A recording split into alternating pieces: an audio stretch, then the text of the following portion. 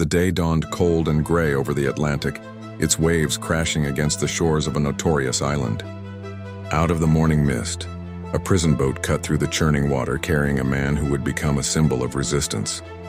This was Robben Island, a place designed to break the spirits of those who dared to challenge the state.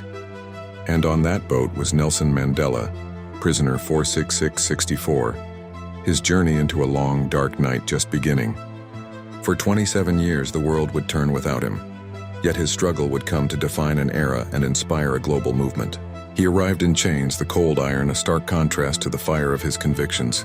The heavy gates of the prison clanged shut behind him, a sound that would echo through the decades of his confinement. Guards with impassive faces watched as he was led down a stark, sterile corridor, his footsteps a lonely rhythm in the echoing silence.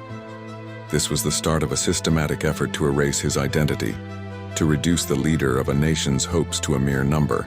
The world outside was stripped away, replaced by the grim reality of stone walls and iron bars. A fortress built to contain not just a man, but an idea.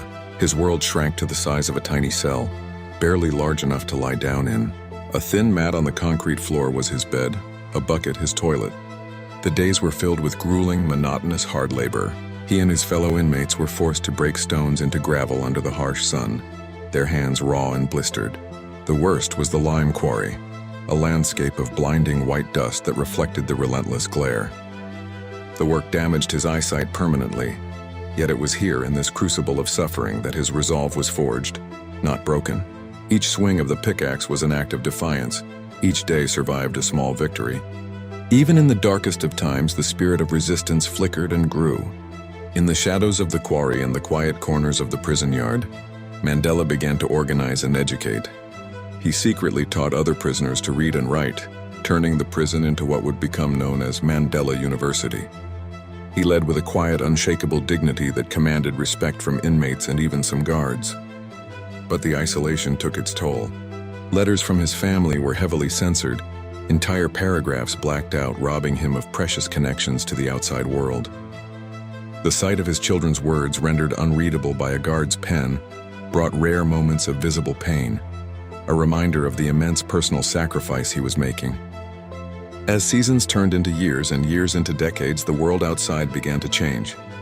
The young, fiery revolutionary slowly transformed into a gray-haired elder statesman, his face etched with the lines of his long ordeal. Yet while he aged in captivity, his name became a rallying cry for justice around the globe. International pressure mounted, with concerts, protests, and sanctions demanding his freedom. The Free Nelson Mandela movement grew from a whisper to a roar, a global chorus that the apartheid government could no longer ignore. His isolation was becoming the world's obsession.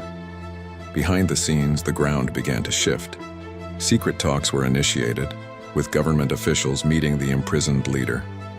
These were tense, high-stakes negotiations, a delicate dance between a crumbling regime and the man they had tried to silence. Mandela, still a prisoner, negotiated with the very people who held the keys to his cell, discussing the future of a nation on the brink. He refused to compromise on his core principles of a democratic and non-racial South Africa, his moral authority a powerful force even within the confines of his prison. Then, on a bright February day in 1990, the moment the world had been waiting for arrived. The heavy prison door swung open, and Nelson Mandela walked out, not as a broken man, but as a symbol of triumphant human spirit. He stepped into the sunlight, squinting after decades in the shadows, and was met by a wave of emotion from the jubilant crowd.